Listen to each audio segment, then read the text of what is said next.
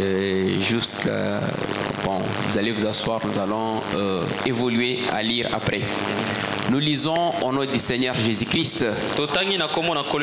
Les serpents étaient les plis risés de tous les animaux des champs que l'Éternel Dieu avait fait. Il dit à la femme, Dieu a-t-il réellement dit, vous ne mangerez pas de tous les arbres du jardin? La femme répondit au serpent, nous mangeons du fruit des arbres du jardin. Mais quant au fruit de l'arbre qui est au milieu du jardin, Dieu a dit, vous ne mangerez point et vous n'y toucherez point, de peur que vous ne mouriez. Alors le serpent dit à la femme, vous ne mourrez point. Mais Dieu sait que les jours où vous en mangerez, vos yeux s'ouvriront et que vous serez comme des dieux, connaissant les biens et les mal. La femme vit que l'arbre était bon à manger et agréable à la vie et qu'il était précieux pour ouvrir l'intelligence. Elle prit de son fruit et en mangeant, elle la donna aussi à son mari qui était auprès d'elle et il en mangea. Les yeux de l'un et de l'autre s'ouvrirent. Ils connurent qu'ils étaient nus, ayant cousu des feuilles de figuier. Ils s'enfuirent des sentiers. Que Dieu bénisse la lecture de sa parole. Je pense que nous allons continuer avec la lecture. Que Dieu bénisse chacun de vous. Que Dieu bénisse notre cher pasteur. Et je profite de cette occasion pour lui remercier de cette confiance qu'il nous a faite ce soir. Que Dieu bénisse aussi le frère Martin qui m'interprète. Ok. Est-ce que vous pouvez saluer celui qui est à côté de vous avec un sourire? Voilà. La salutation est accompagnée d'un sourire. Ce n'est pas qu'avec les visages filistrés. Voilà, créer l'atmosphère de l'ambiance. Ne négligez pas la salutation. La salutation a donné la vie à Jean-Baptiste. L'atmosphère crée la vie. Ayez la joie, même dans les moments de tristesse. Même si tu n'as rien, comporte-toi comme quelqu'un qui a quelque chose. Parce que tu es fils de Dieu. Et surtout que tu crois la parole révélée. Ok, nous continuons avec la lecture. Alors, ils entendirent la voix de l'Éternel Dieu qui parcourit les jardins vers le soir. Et l'homme et sa femme se cachèrent loin de la face de l'Éternel au milieu des arbres du jardin. Mais l'Éternel Dieu appela l'homme et lui dit, où es-tu? Il répondit, j'ai entendu ta voix dans les jardins et j'ai eu peur parce que je suis nu et je me suis caché. Et l'Éternel Dieu dit, qui t'a appris que tu es nu? Est-ce que tu as mangé de l'arbre dont je t'avais défendu de manger? L'homme répondit, la femme que tu as mise auprès de moi m'a donné de l'arbre et j'en ai mangé. Ok, nous pouvons d'abord nous arrêter là. Ok, aujourd'hui nous allons essayer un peu de faire un petit bruit sur un petit sermon que nous avons intitulé La religion, ou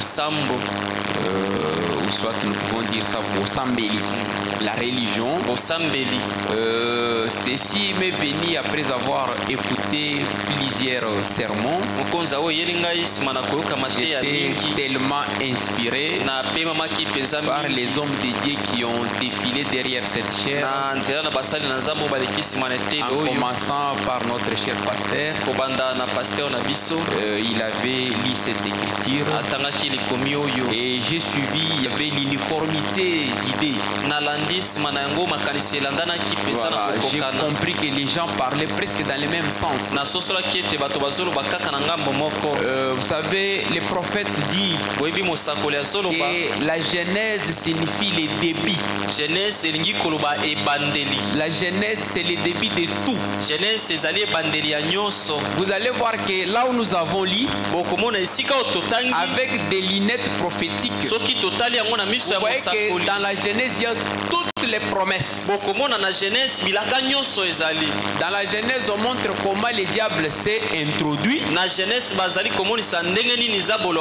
où nous venons de lire, la genèse nous montre même vers le soir comment Dieu allait descendre au temps du soir pour chercher l'homme. Ça dit la genèse, c'est le miroir de toute la Bible.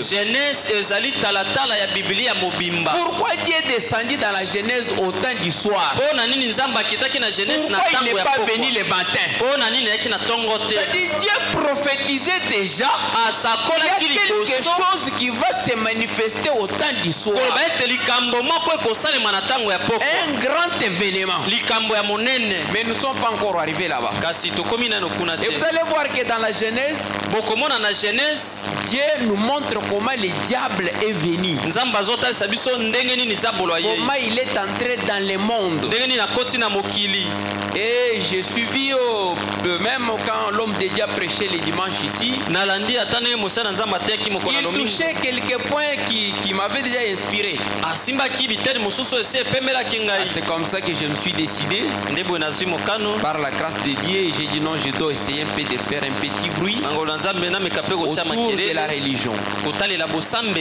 Alors, vous savez, Dieu est le Dieu du ciel. Et Dieu au ciel, il était avec les anges. Avec Lucifer était là. Il était l'archange parmi les archanges. Parce que nous avons les archanges. Nous avons les anges et les archanges. C'est comme Michael est parmi les archanges. Gabriel est parmi les archanges. Voilà. Alors Lucifer était là. Lucifer a eu les désirs. Pour qu'on commence aussi à l'adorer. Dieu, il n'a pas le système démocratique, non. Le diable a prêché la démocratie. La démocratie a commencé au ciel. C'est le diable qui est venu prêcher la démocratie. Il dit aux anges, vous ne voyez pas qu'il a tellement traîné avec le pouvoir. Vous l'adorez, vous l'adorez. Vous m'adorez 5 ans. Après, vous l'adorez aussi. Vous pensez que le diable prendre le pouvoir, il pouvait accepter qu'il y ait encore les élections. C'est pourquoi Dieu n'est pas une femme. Dieu, c'est un homme.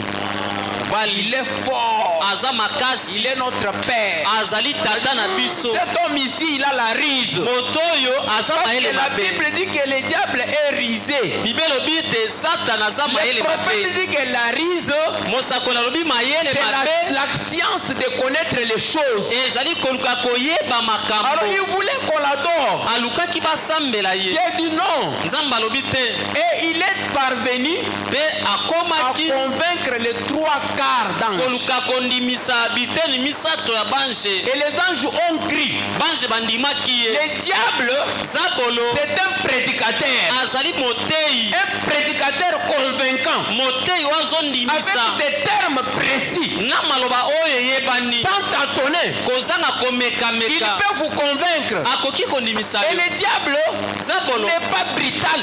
azalaka makasi Le diable makasi ne te. force pas les gens. Zabolo Le atilikaka na diable makasi te. vient avec des questions. Zabolo ayaka na Tu ne vois bitumba. pas que si nous faisons comme ça, akomema otuna ozomona il te soki t'amène à tosali te. raisonner. akomema yo koma Le diable, kopanza. c'est un philosophe. Zabolo azali moto ya Il mayele. peut te convaincre. akoki kondimisa yo. Le prophète dit, Mosakoli il alobi prend simplement la vérité. akozwa kaka Mais bosolo il glisse un petit mensonge. kasi akokotisa mwa lokuta moke. Il dit, le mensonge c'est quoi? lokuta eza nini? C'est la vérité 99,9.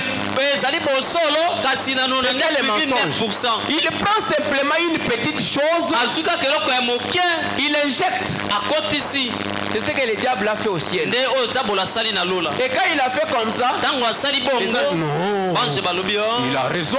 alongi Il a mpenza raison. alongi. En tout cas, on doit soutenir ce solo qu'il dit. tosimba mpenza Mais toi, likanisi tu ne vois oyo. pas que ça, c'est une bonne idée. yo ozomona te eza likanisi ya Une malamu. bonne idée, ce n'est pas la parole de Dieu. likanisi ya malamu eza liloba na nzambe te. Tu peux avoir une bonne idée. okoki oza na Mais likanisi si ya cela malamu n'est pas la parole, soki eza on liloba jette ça à côté. tokobwaka yango pembe. Une vraie idée n'est pas la parole de Dieu. likanisi malamu eza liloba na nzambe Le te. prophète dit, mosakoli alobi oh, que Dieu le bénisse. nzambe apambola Dans ye. la prédication Éden de Satan, na litera na ye etene le ya prophète satana. dit il y a la différence mosakoli alobi bokesani entre la ezali raison kati na et kolonga la vérité. mpe solo. Il dit quand le diable disait, ntango satana À azalaki Ève. koloba na eva et mange, lia connaîtra le bien et le mal. koyeba malamu Il mpe dit le mabe. diable avait totalement raison. alobi ete satana azalaki na libunga te Mais la raison n'est pas la vérité. kasi kolongisama na Parce likambo qu'il eza y a solo une te. seule vérité. po ete bosolo eza La vérité, bosolo c'est la parole de Dieu. eza liloba na nzambe. Quelqu'un peut avoir raison. moto akoki Est-ce que kolonga ta raison c'est la vérité? mpe kolonga na yo wana eza solo. La vérité n'est pas la solo raison. eza te. Vous voyez? Tu peux avoir raison. okoki olonga na Est-ce que c'est la likambo vérité? kasi eza solo Non.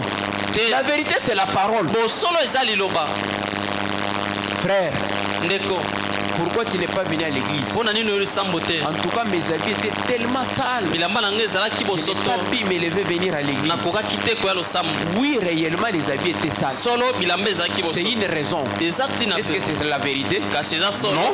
te. Si quelqu'un t'avait promis $100, soki moto alakaki yo $100 les gars, hein?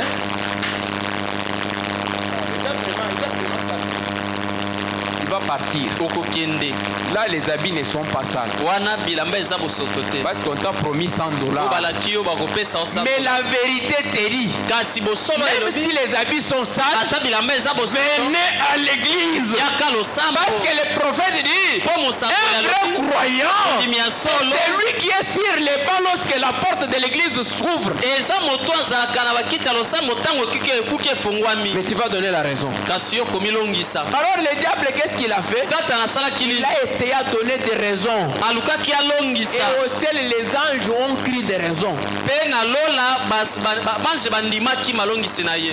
Alors, écoutez ce que le prophète dit. yoka nini mosakoli alobi? Dans ces jours-là, sur les calvaires, litera mosakoli mokolo wana na calvare le prophète dit, mosakoli alobi ne pensez pas que les péchés a commencé ici sur la terre.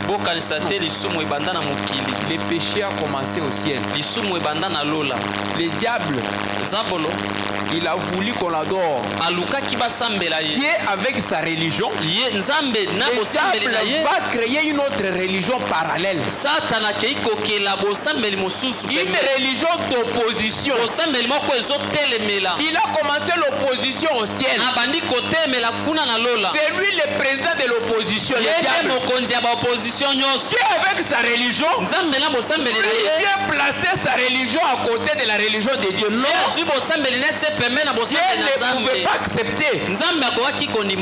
Dieu lui une tête. Le diable soulève une autre tête. Pour contredire Dieu. Dieu a dit non. Ça ne peut pas se faire. Écoutez ce que le prophète dit. Ces jours-là sur le calvaire. Paragraphe 45. Si possible, la serre est prête. Voilà. Ces jours-là sur le calvaire. Est-ce que c'est la voix de Dieu? Est-ce que ce que nous avons ici, c'est la voix de Dieu? Le prophète dit ceci. Ces jours-là sur le calvaire.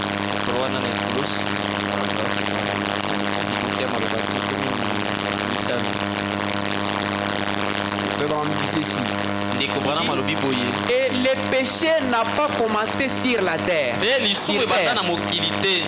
Il dit le péché a commencé au ciel. Lucifer, il termine pas, était Lucifer, le diable, était une créature condamnée à cause de sa désobéissance. Avant même qu'il arrive sur terre, le péché a commencé au ciel,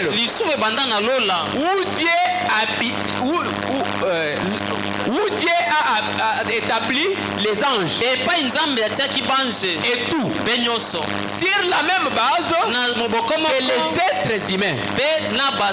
Il dit la connaissance, l'arbre de la connaissance, l'arbre de la vie et l'arbre de la connaissance, de sorte que l'homme pouvait faire son choix. Et quand il a été donné à Lucifer la prééminence, les privilèges de faire son choix, il a voulu quelque chose de mieux que ce que Dieu avait. Dieu sait que lui c'est ce qui est meilleur. Même si apparemment ça sort comme si c'est flou, mais le choix de Dieu, c'est ça le meilleur choix. La décision de Dieu, c'est ça la meilleure décision. C'est souvent les gens aiment les choses qui frappent aux yeux, ce qui brille. Dieu, lui avait son plan pour la rédemption. Mais le diable, Lucifer, avait aussi son plan. Mais son plan était bon. Ça paraissait comme si c'était bon. Mais le meilleur plan, c'était le plan de Dieu. L'homme charnel, il regarde à ce qui brille. Surtout, si, souvent avec des serres, pas simplement des serres, même des frères, des serres, il y a quelqu'un qui vient, il est bien véhiculé, il a une bagnole, il a une maison. Je dis, ah ma sœur, Dieu m'avait déjà parlé. Il sera comme ça. Dieu m'avait déjà parlé. Là, Dieu t'a déjà parlé. Mais s'il y a quelqu'un qui vient, il est en ma bouche, là, Dieu n'était pas parlé. Pourquoi? Parce que la nature humaine regarde toujours à ce qui frappe aux yeux. C'est ce qui a fait tomber Ève. Adam n'était pas costaud. Mais c'est le diable. Les serpents. Le prophète dit qu'il était costaud. Ainsi dit le prophète, pas moi. C'est pourquoi même Goliath était tellement élancé parce qu'il était de cette postérité-là. Il dit, mais regardez la race de Dieu. C'est des minces, des faiblards, peut-être qu'ils ne sont pas beaux, peut-être qu'ils n'attirent même pas aux yeux, mais c'est la race de Dieu, c'est les fils de Dieu. Mais l'homme, il va regarder ce qui frappe. Comment te faire un azabou? N'alga pas bogar, n'alga pas vilain, ok? Olinga bogar, est-ce que tu sais ce qu'il y a en lui? Bogar. Il y avait une jeune fille là qui suivait un garçon. Oh là, mais il a des jolis doigts. Il a des jolis doigts. Avec des jolis doigts. Il a un parfum. Il a un parfum. Ok. À quoi sert? Parce qu'il y a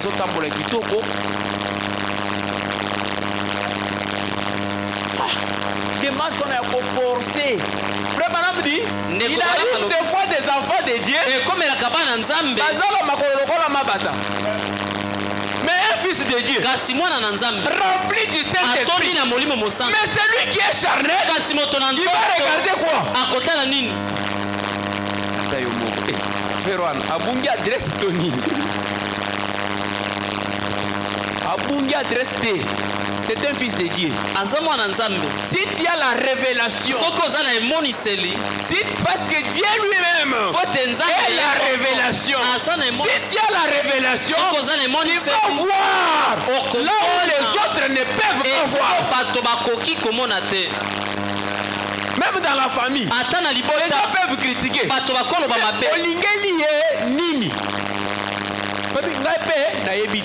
Si tu vois quelqu'un commencer à expliquer l'amour, il ne peut même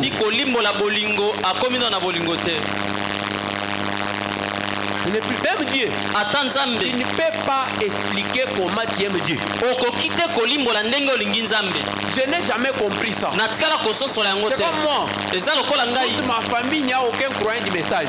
Mais moi, j'écris le message avec facilité. Mon père, c'est un pasteur dénominationnel. Je ne comprends pas. Si quelqu'un me pose la question, comment tu as aimé le message, je ne sais pas. Personne ne peut me détacher du message. Jamais. Même dans un rêve. Je n'ai jamais compris. Et je vois frère Branham, cet homme que je n'ai jamais vu, mais c'est comme s'il est vraiment attaché à moi, tellement attaché à moi, que j'aime quelqu'un que je n'ai jamais vu. Qui peut accepter ici? On incite frère Branham. Personne. Mais il peut tolérer si on a incité sa maman. Vous voyez comment Dieu, il ne peut jamais expliquer Dieu. Inexplicable. Alors, le plan de Dieu, c'est le meilleur plan. Un fils de Dieu, une fille de Dieu, même si cela paraît contraire à sa pensée, il va accepter le plan de Dieu. C'est ça le meilleur plan. Alors le diable, il a commencé avec le péché au ciel. Dieu a dit non, nous ne pouvons pas exister comme ça des pouvoirs. Moi avec les pouvoirs, non. Dieu c'est un Dieu de l'ordre. On ne peut jamais avoir deux têtes. Dieu au ciel il règne. Toi aussi Satan tu viens. Il cherche à régner à l'endroit de Dieu. Jamais. Dieu dit allez, bon soyez. Et on l'a jeté. On l'a jeté. Quand on l'a jeté, il dit, ya bengani ngai. Je vais aller maintenant attaquer ses enfants. Na ke de siko ko bundisa bana na yi. Ah, le diable est venu sur la terre. Satana yena mukili. C'est là où la Bible dit malheur à la terre. Et sika bible lobi mawa pona mukili. Car le diable est descendu. Wete Satana kiti. Le diable n'était pas venu combattre la terre, non. Satana ki ko bundisa mabele te. Il était venu combattre la famille de Dieu. Asi ayaki ko bundisa libota na Parce Nzambe. que Dieu c'est un père. O Nzambe azatata. Il avait ses enfants ici. Azaki na bana na ye awa. Son fils et sa fille. Mwana na mobali pe Quand le diable est venu, tango Satana ye, quand il est venu, tango ye, il a tenté chez Adam. ameke pa na Adam. Ça ne marchait pas. Et koka kite. Le diable est parti chez Ève. Satana ki pa Eva. Il a commencé à faire quoi? Abandi ko sala nini? Il a commencé à jouer avec son raisonnement. Abandi ko sakana na mabanzo na ye. Il trompe. Akosi C'est lui le père du mensonge. yende tate ya lokuta. Le père du mensonge, c'est le Tata diable. ya lokuta ezali Satana. C'est lui l'auteur du mensonge. Yende kolo lokuta. Il dit à la femme, Alobi na mwasi, Dieu sait Nzambe que ayebi si tu manges ça, soko le tu yango seras Dieu. okozala Nzambe. Mais moi je suis déjà Dieu. Ngai naza Nzambe. Si la femme pouvait dire au diable, Soki mwasi akoki koloba na Nzambe, arrête tes mensonges, je suis déjà Dieu. nazali Nzambe. Le diable allait manquer quoi? Zabolo mela zangi ni na C'est sana. pourquoi la Bible dit, Nango bibi vous elobi connaîtrez la vérité koyeba et solo la vérité vous affranchira. bosolo ikoka.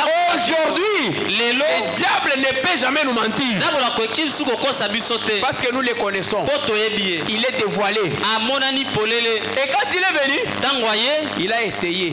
amekaki. Mais n'oubliez pas, Kasi bobosana te. tout ça c'était dans les plans de Dieu. Nyonso wana ezalaki na mwango na Nzambe. Dieu savait. Nzambe Parce ayebaki qu'il avait la tribu du sauveur. po azalaki na eteni ya Comment il allait mosala manifester cela alingaki si amonisa l'homme yango n'était ndenge pas nini tombé? soki moto akoyaka te.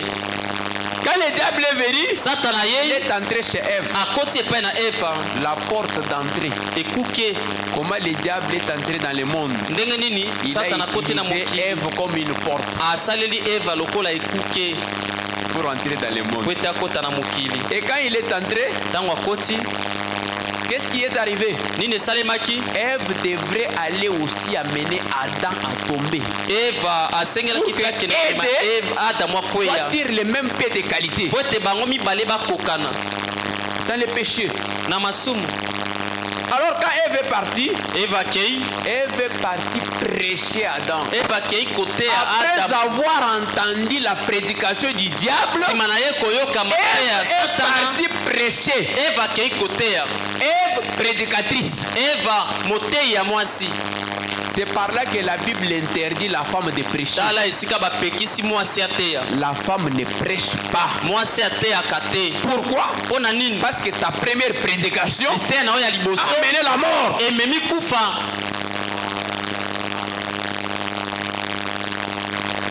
Ta première prédication Lite na liboso a amené la mort, ememi kufa. a amené les tombes, Emema a amené bakunda. des corbillards, Emema a bakorbia. amené la vieillesse, Emema bonu. a amené la misère. Emema C'est pasi. comme ça que Dieu a dit, Tala tina Nzambe comme alobi toi tu as prêché, lokola tu oteyi as amené la mort, omemi kufa. ne prêche plus. Koteyaka lisusu te. Écoute l'instruction en silence. Yoka malako na kimia. Maintenant, qu'est-ce qui s'est fait? Nini esalemaki? Adam, Adamu après avoir tombé, nsima na kokweya vous connaissez la scène. oyebi likambo ndenge esalemi. Quand il a fait cela, Ntango asali bongo le mal est entré dans le monde. mabe ekoti na mokili. La peur est entrée. Kobanga ekoti. Adam qui ne craignait pas, Adamu oyo azalaki kobanga il a te commencé à craindre même les lézards, akomi kobanga ata miseleke même te les kangrela. ata bampese. Pourquoi? Mpo na nini? Parce qu'il avait perdu quelque chose. Abungisaki Il avait eloko moko. perdu l'esprit de Dieu. Abungisaki molimo na Si tu Nzambe. perds l'esprit de Soki Dieu, obungisi molimo na tu auras Nzambe peur même du chat. okobanga ata nyau. Un fils de Dieu, Mwana na Nzambe il a peur du chat. azobanga nyau. Oh, c'est grave ça. Eza somo Il a peur. azobanga. Namonaka maman ya mokolo wana ondira aza ndoki. tu as perdu quoi? La parole de Dieu donne. Il y a la bénédiction donnant qui a recevoir. Mais tu peux donner à une fille, une jeune fille sorcière. Tu refuses à donner à une vieillard qui n'est pas sorcière. Tout ça parce que tu as la peur. Qu'est-ce qui a mené la peur? Quand l'homme s'est écarté de la parole de Dieu, quand l'homme quitte la parole, quand l'homme s'écarte de la vérité, la peur entre. C'est pourquoi le prophète dit, Jésus quand il est ressuscité, la première parole a prononcé, il a dit n'ayez pas peur. Oui, n'ayez pas peur. N'ayez pas peur. Vous avez peur de quoi? Toi tu es fils de Dieu. Adam avait peur. Pourquoi? Parce que Dieu l'avait quitté. Il est entré dans les péchés. Et Dieu vient lui poser la question. Adam, pourquoi as-tu mangé les fruits? Écoutez la réponse. Non. La femme que tu as mise à côté. C'est ça la nature humaine. Il commence à accuser l'autre. Cette nature est même dans les enfants. Et tout le monde est venu par ces voies de péché. Les mensonges. C'est pourquoi les gens mentent même les pasteurs. Les gens mentent même à Dieu. Les gens se mentent entre eux. La nature pécheresse. Est-ce que Dieu a mal fait de te donner la femme? Il commence à accuser Dieu. Ce n'est pas moi. La femme que tu m'as donnée. Oh Seigneur, aide-moi. J'ai besoin de me marier. Dieu te donne le mariage. Mais Seigneur, la femme que tu m'as donnée, elle est tellement têtue. Tu commences à accuser Dieu. Tu commences à accuser Dieu. C'est qu'Adam fait. Dieu avait fait mal de lui donner la femme. C'est ça. La nature humaine, prendre simplement la faute, jeter chez une autre personne. Tu ne peux pas te poser toi-même la question que dans ce qui est arrivé aussi, quel est le mal que j'ai commis? Non, ce n'est pas moi. C'est le pasteur. Si tout ça est le pasteur, ce n'est pas moi.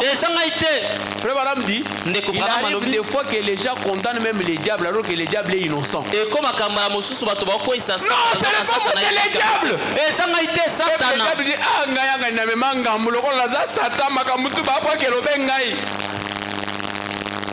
yo moko keyo kwei likamba Satan ezawapi. Il y a des choses que Satan ne fait pas, c'est toi. Pourquoi c'est la Satan makam? Mon frère, au moins vraiment, na finga qui a Satan comme toi utiliser le lembo. Non frère, c'est ça Satan. Yo pourquoi ebi? Vous êtes conscient? Pourquoi c'est la Satan makamuti? Alors, c'est ça la nature. Dieu demande à Adam. Adam jette sur Ève. Dieu demande à Ève. Ève jette sur Satan. C'est ça la nature des hommes. Ce n'est pas moi, c'est elle. Oh, ce n'est pas moi, c'est elle. Ce n'est pas moi, c'est elle. Non. Adam n'avait pas compris les mystères. S'il pouvait comprendre les mystères, il allait passer par le pardon. Oh Père, pardonne-moi. J'ai mal agi. J'ai désobéi à ta parole. Et Dieu allait pardonner. Mais il a commencé à se justifier.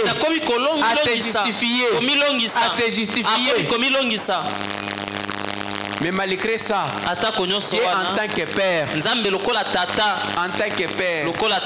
il est venu chercher Adam. Ce n'est pas par les efforts fournis. Oh, ce n'est ni par la force. Ce n'est ni par le mérite, mais c'est par l'amour de Dieu. Regardez vers le soir. Pourquoi le soir? Parce qu'il y a un élément attaché au tas du soir. Dieu parlait déjà. Il a quitté le trône. Quand les anges ont péché, Dieu n'a pas laissé le trône. Il a jeté les diables avec ses anges. Mais quand son fils est tombé, Dieu a fait un long voyage. Ata mobali alobi alingaka mwasi ndenge nini akosala voyage oyo nzambe asala te. Voyage wana kolungwa lola koya na mokili. C'est une très longue distance. Dieu est descendu. Quand il est descendu, il dit Adam, où es-tu? Jamais un homme n'a jamais cherché Dieu. Oh, j'ai cherché Dieu. Il n'a jamais cherché Dieu. C'est Dieu qui te cherche toujours. Dieu a quitté le trône. Il est venu chercher Adam. Adam, où es-tu? Où es-tu? Adam s'est caché. Adam avait déjà fabriqué sa religion. Sa religion. Et cette religion, c'était la religion des filles des filles. C'était pour cacher sa honte. Mais qu'est-ce que Dieu a fait? Dieu a dit non. C'est que mon fils est tombé. Regardez comment il est devenu. Il est parti se cacher. Il a peur. Les maladies sont entrées. Les péchés est entré. La mort est entrée. La famine est entrée. Qu'est-ce que je dois faire? Ça,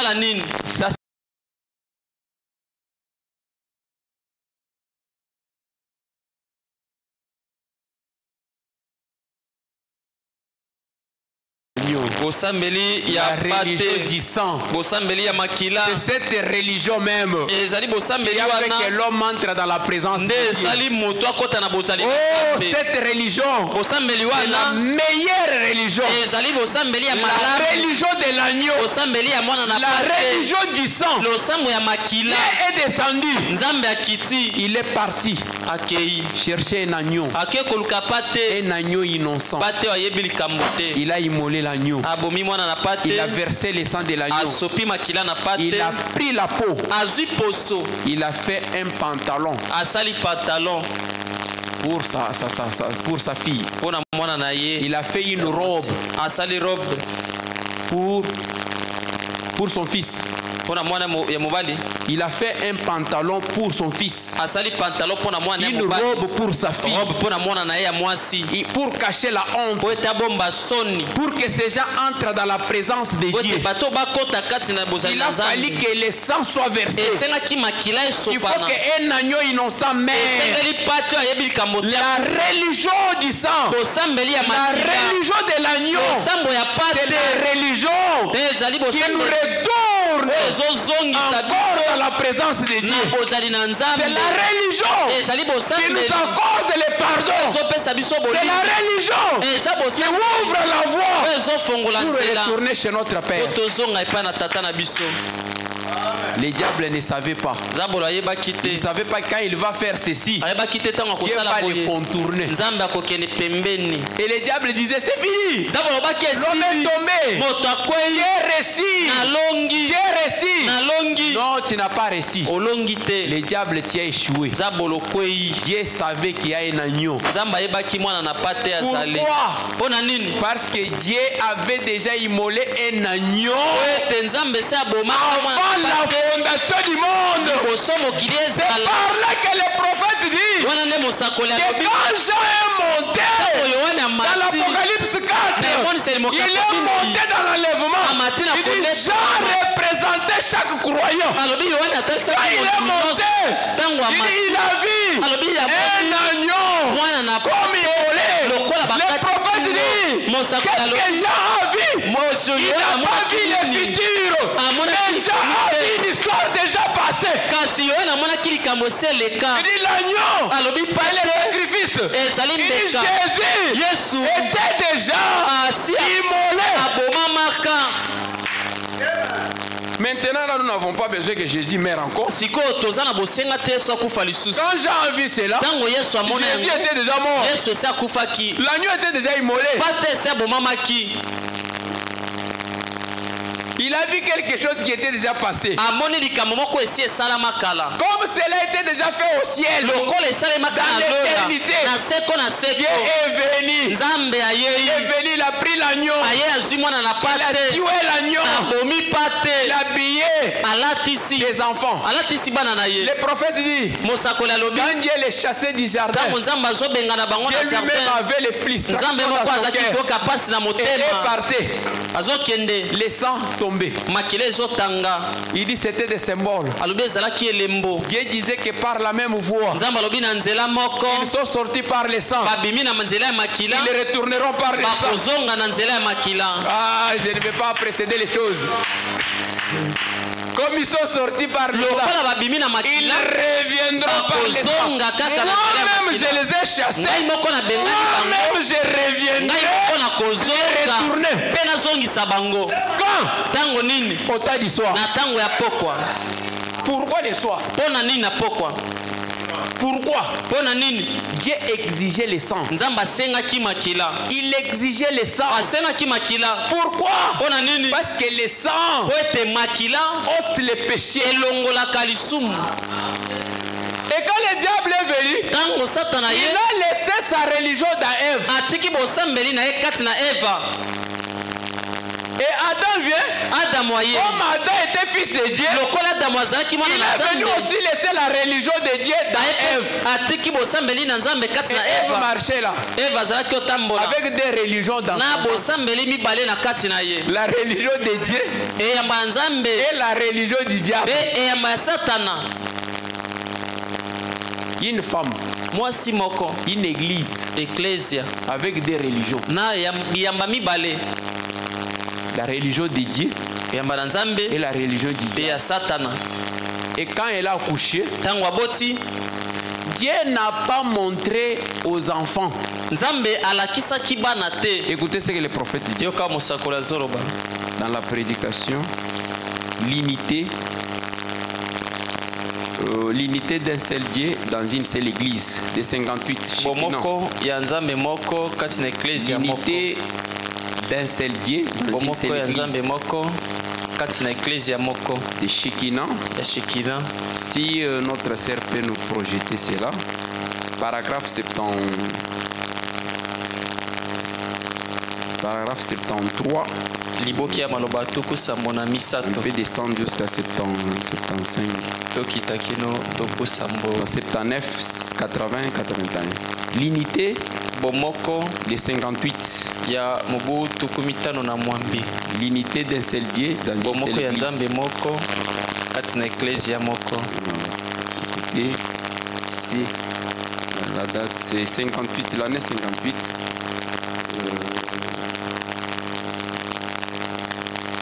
L'année c'est décembre. Ok, vous pouvez descendre. Jusqu'à 79. On peut commencer à 79. Satan n'est pas une espèce d'énorme bête. Avec une queue. C'est la religion du diable qui est venue nous montrer que Satan c'est une bête noire avec une queue. Non, c'est le mensonge. Le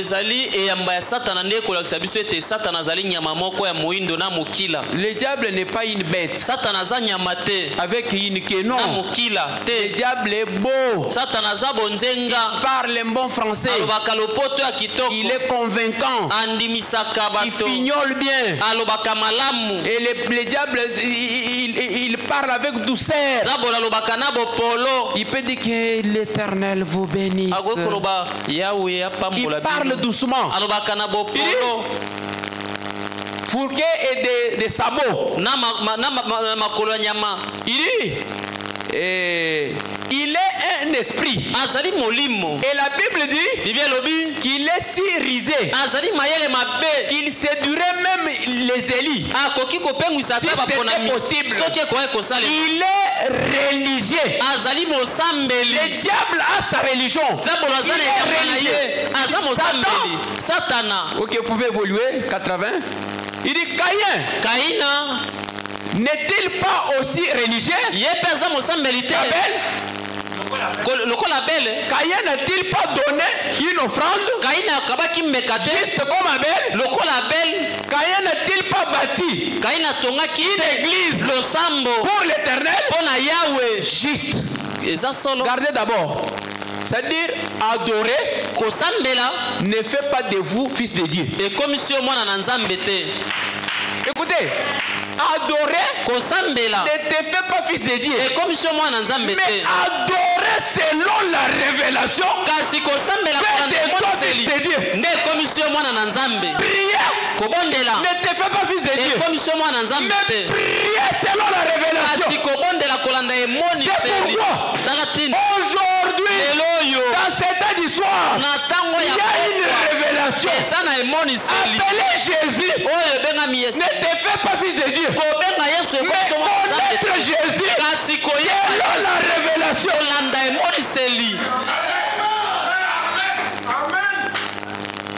On peut se tenir là. Moi je suis là. L'autre est là. Nous prions. Au nom de Jésus, amen. Nous tous nous avons prié. Au nom de Jésus. Mais celui-ci dans la lumière, l'autre dans les ténèbres. Qui est dans les ténèbres? C'est lui qui connaît Jésus selon les temps passés. Qui est dans la révélation? C'est lui qui connaît Jésus dans sa forme actuelle.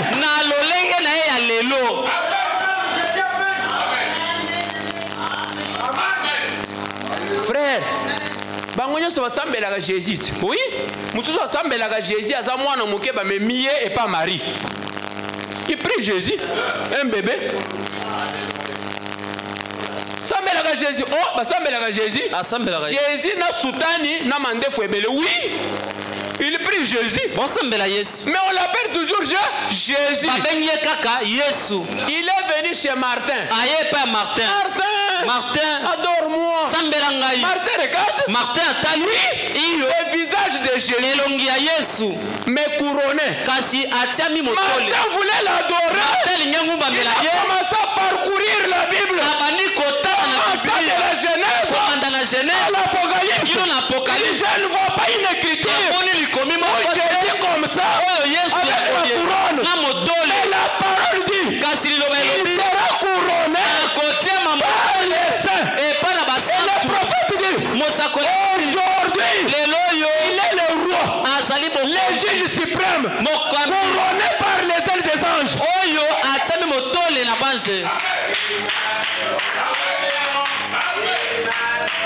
Les saints l'ont couronné.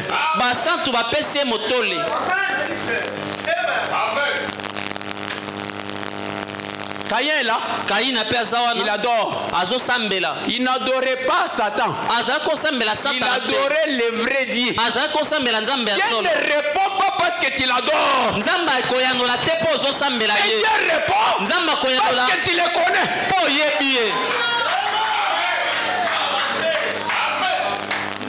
C'est pourquoi la parole dit. Ceux qui connaîtront leur Dieu au temps du soir feront des exploits. Fais des exploits. Fais des exploits. Monte. Sois élevé. Prie. Excelle. Progresse.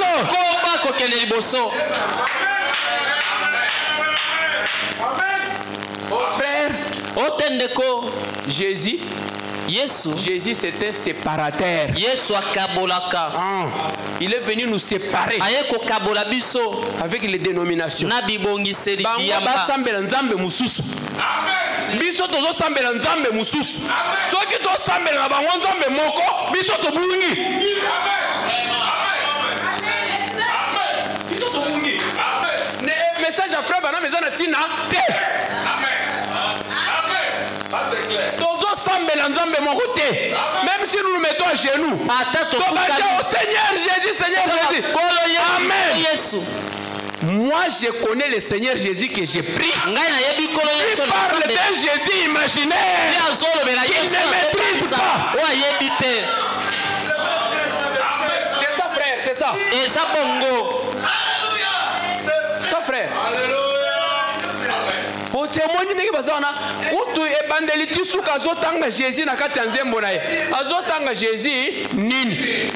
Po ya oya azotanga Jésus aza bébé ba memi pas Marie. Aza pe Jésus. Waza na roba mulai la mande fo aza pe Jésus. Siko Jésus nini? Mais Jésus devrait être reconnu par les caractéristiques. Pas par la morphologie.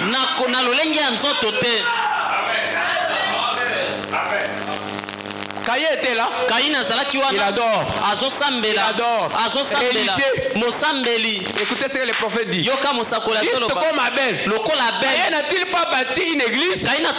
Oui, Caïn a tombé l'église, frère Branham. Il dit, pour l'éternel, juste comme Abel, Caïn n'est-il pas prosterné? Oh, kutunga ya vana sambela kana fuka maka. Ok, fuka maka. Est-ce que yebi Jésus angozo fuka mele? Oyebi ye? 3 jours ya pamba. Yo yebi ye? On a yebi Jésus. Yo yebi Jésus nini? Le prophète dit, est-ce que tu peux faire sortir des maïs, sécher ça pour le soleil d'hier? On va t'appeler fou. C'est la folie. Oui, la Odyssée est folle. Il dit, Caïn n'est-il pas prosterné à terre?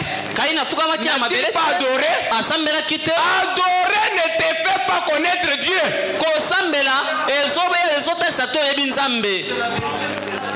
Écoutez ce que le prophète dit. Ma sœur avancée. Juste comme Abel. Caïn n'a-t-il pas offert des sacrifices?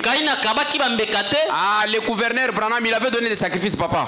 Juste comme Abel. Mais les s'approchaient selon une conception intellectuelle. Il a apporté des fleurs. Aveugle. Un aveugle. Mais il y a l'autre. Il n'est pas venu par l'intellectualisme. Oh, vous savez, Dieu ne peut pas voir un fils. Dieu, il est le Père. Il ne peut pas voir un fils. Non, Dieu, nous adorons que Allah. Il est simplement Dieu, unique Dieu. Oui, il est unique Dieu. Mais il change des attributs. C'est-à-dire, même en français, il y a comprendre le côté. Vous allez comprendre. Ce qui va éviter donner la nature des îles, donner la fonction des îles, vous allez comprendre. Vous allez confondre la nature la fonction. Oui. Il a une nature. Il va changer ma fonction. Il peut être père. Il peut devenir fils. Il devient le Saint-Esprit. Ce qui va tourner nature à pasteur Thomas. Fonction à pasteur Thomas. Pourquoi? Parce qu'il n'a pas la révélation. Il est venu avec des fleurs. Bako sabinote pas témoin de Jéhovah. Que non ba fleur wa yaki nangona bambuma ne saki ya mike konde lukuta. Caïn ayakana ba fruit ya minene makasi. Na ba masangu soko cheli sangu moko elekinga na mulai. Ndia memela kinzambe. Mais so ba fruit ya kitoko. Ya minene wana frère Abraham. Ayana papa imoko soki okamonya ngoma yetondi na kati ya bidon. Ayana ngoro.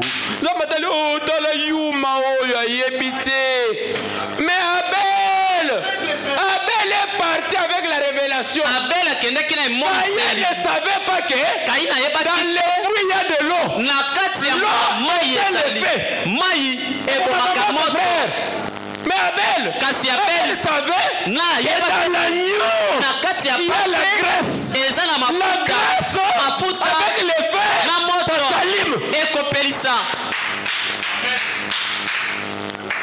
Si vous brûlez l'agneau, et vous comme makala.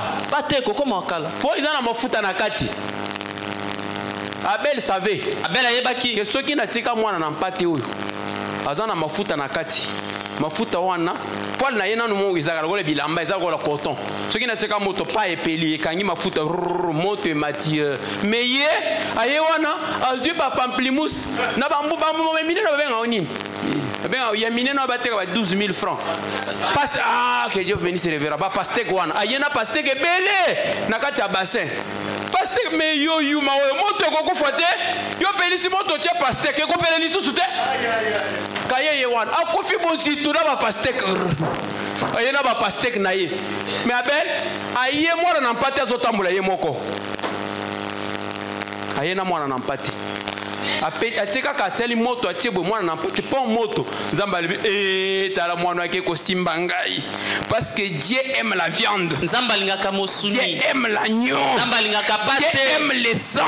La deuxième religion de Dieu. La religion du sang. La religion de l'agneau. C'est là. On n'avait pas enseigné à Abel. La révélation. Ce n'est pas un enseignement. Vous voyez, séminaire, nous avons étudié la révélation. On étudie jamais la révélation. La révélation, beaucoup là la nambetu moko. Bozo fini kadra moko. Mais on a révélation soit en angoté. Beaucoup vandanda kumoko. Yaya na leki. Na tongo bo fukami bozo sambela. Boko kende ta kote na wenze bino mibale pasteur musozo te yakuna Yesu azali ya ayebite Yesu anaza wapi.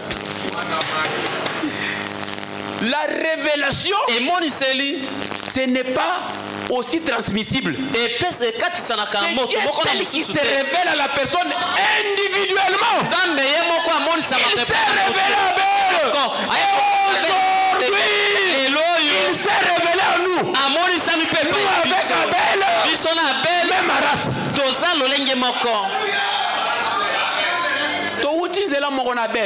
Abel on a vu na biso. Abel on a pire vient na biso Abel.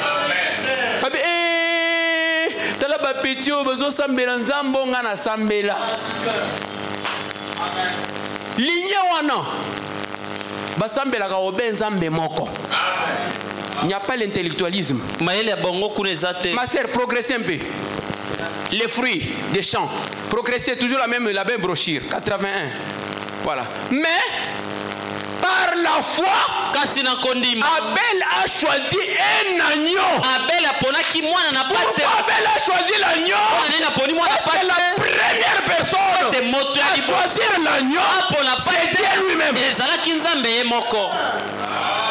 Au ciel, Dieu lui-même a immolé l'agneau avant la fondation du monde. Et il descend sur la terre. Il immole le deuxième agneau. Ça vient tout droit du ciel. Dieu est parfait en trois. Et la troisième personne va offrir l'agneau. Abel.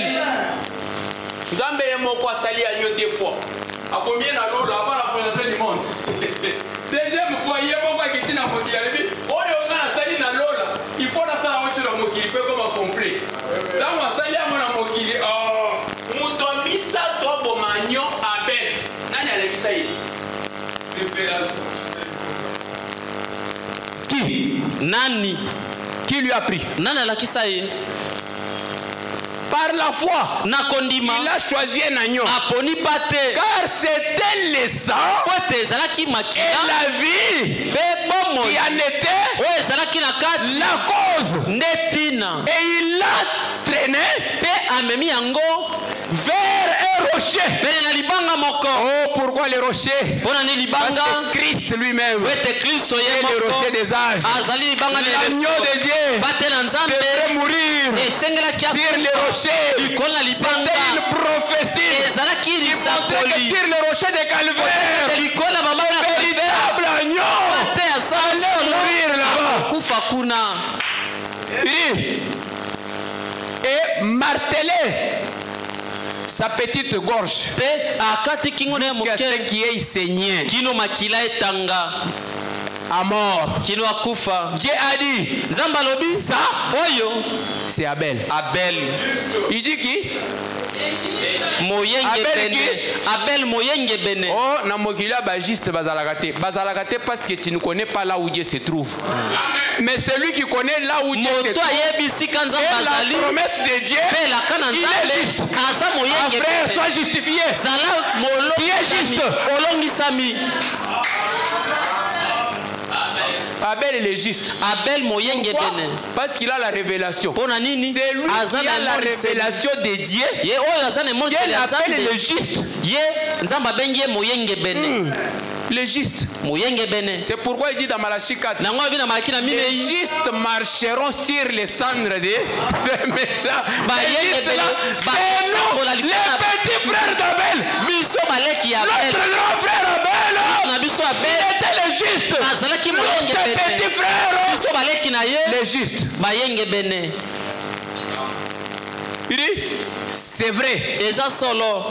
Comment cela lui a-t-il parvenu? Par la révélation.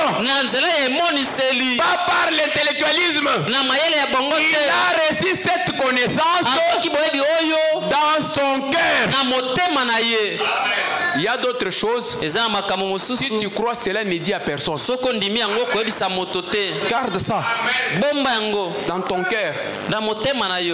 Oh frère, Omoni, non, garde ça. Abel, il n'a pas dit à Caïn. Et Caïn aussi, il ne pouvait pas croire. Parce qu'il n'était pas de la race de la foi. Même s'il disait, il n'allait pas croire. Pourquoi Dieu lui a dit, si tu fais comme ton frère,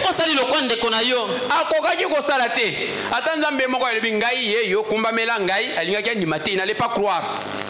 Pourquoi? Parce qu'il n'était pas de cette lignée. Mais Abel, il était de la lignée de Dieu. Lignée d'Adam. Et quand il a eu la révélation, le péché qui s'est fait, c'était le mélange des sangs. Comme il y a le mélange des sangs entre ma mère et le serpent, pour que ces péchés soient ôtés, il faut le sang. Je pense que je vais vous lire ça les vendredis. Frère Branham dit, Caïn et Abel, ils étaient des frères. Il dit dans la prédication la plus grande bataille jamais livrée, il y a une femme a des enfants, des deux maris. Il dit les enfants là sont des frères parce qu'ils ont les mêmes corps. Tel que toi tu es là, tu ne peux pas écarter ta maman. Oh maman Salanine, maman c'est ce que maman Salanine. Le prophète dit que chaque être humain dans ce monde, le corps, c'est sa maman. Si vous avez maman salé le côté long, vous avez maman ndengeni. Oh te biso kaka papa, ibota si yo moko papa, boto yo moko. Maman a une grande influence. Maman a un grand travail. Maman donne une partie que le prophète appelle la chair. Il dit mais la vie qui est dans l'enfant, c'est ça la vie du père.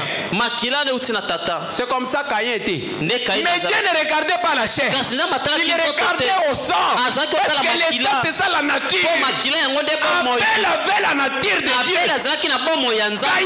Caïn avait la nature de Dieu, de son père. C'est pourquoi il ne pouvait pas voir la révélation. La révélation qui est dans le cœur, c'est la vie que de Dieu lui-même.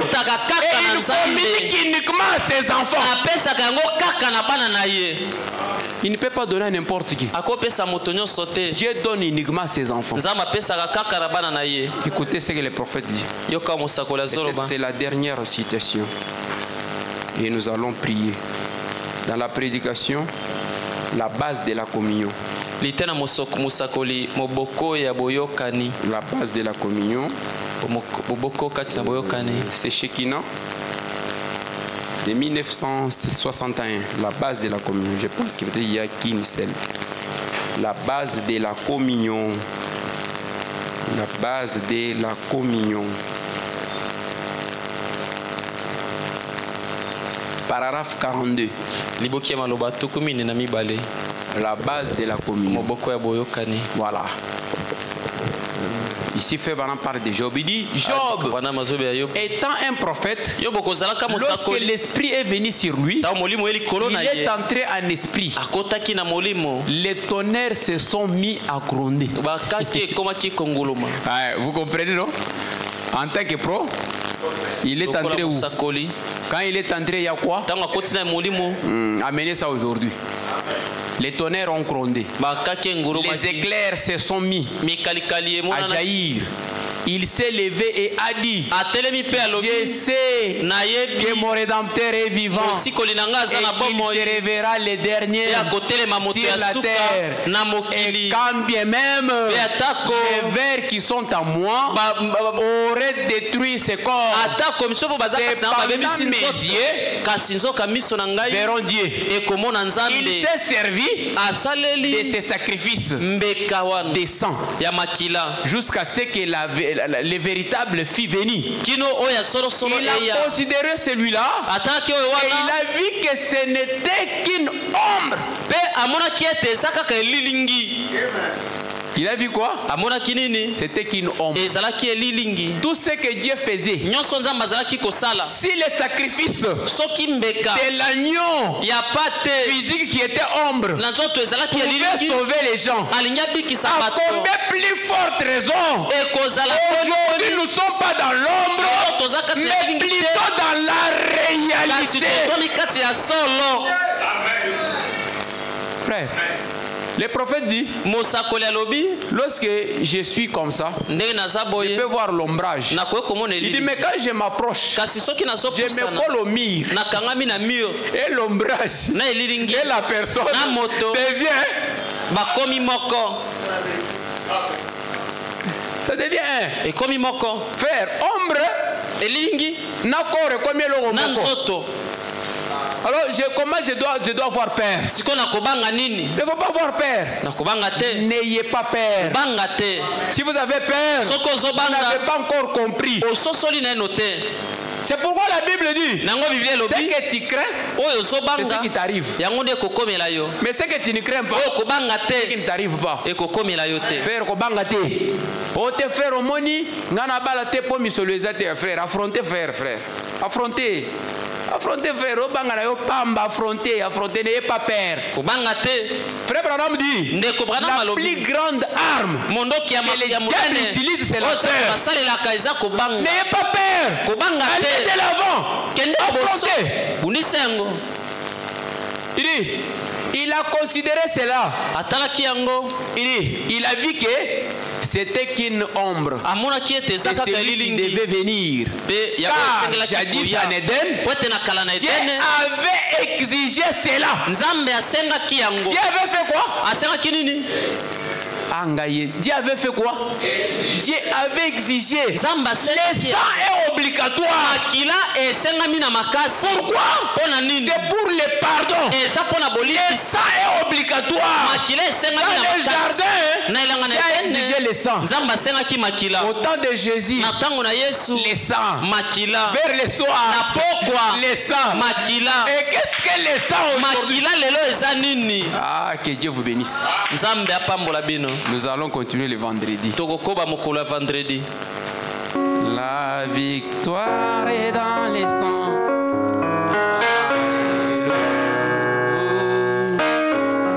Dans les sangs de Jésus-Christ.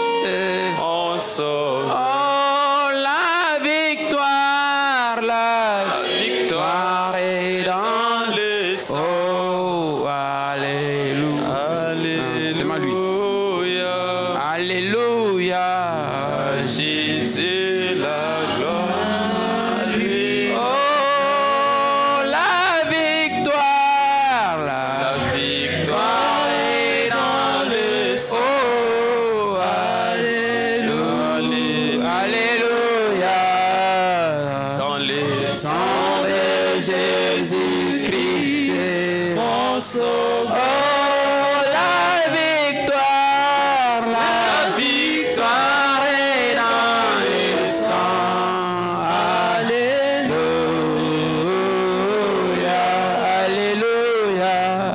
Jésus, la gloire à lui, l'honneur. Oh, Elonga, Elonga, Namaki, oh, Alléluia,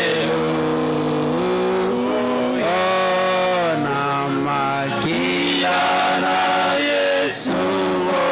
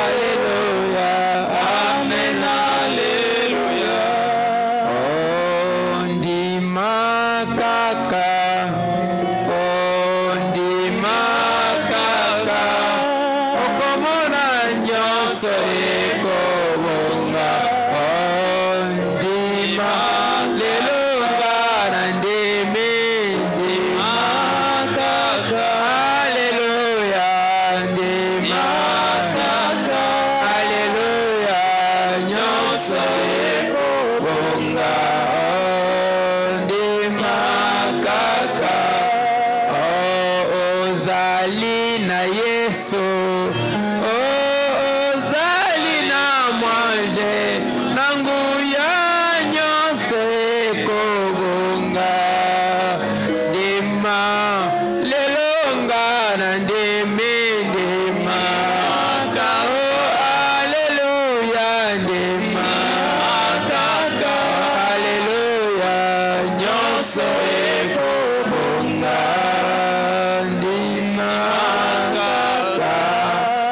Isaka ndimaki kaka, Isaka ndimaki kaka, o Rebeka botake ndima lelonga na ndembe ndima kaka, o ndima kaka lelonga nyonso ekobonga ndima kaka.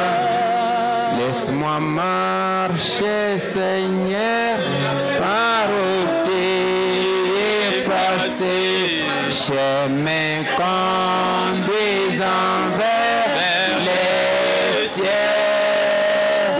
Oh, partout donnant la joie aux gens abandonnés. Remplis-moi chaque jour. Oh Jésus, remplis-moi.